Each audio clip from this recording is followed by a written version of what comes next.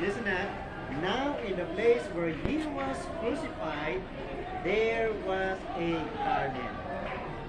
That's why we call this place as a garden. Okay? And in the garden, a new sepulchre or tomb wherein was never man yet laid.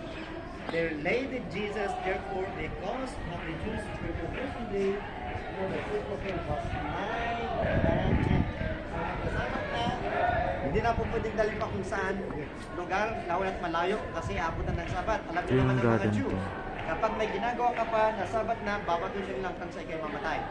So what they did is they covered the name of Jesus Christ. So from there was a garden close to the crucifixion site and to just say the distance.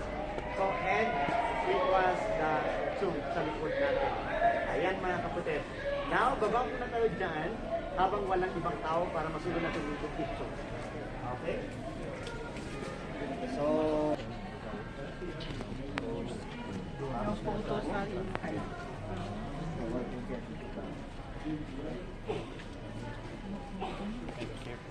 sis, picturean mo habang wala pang tao.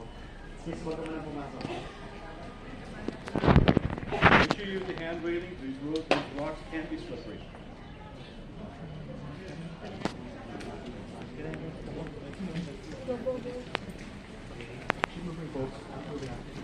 Pasok na tayo. Ron, stand by first. Thank you. You can get 8 people in there comfortably. Get 8 people in. Eight people. 3 people, okay.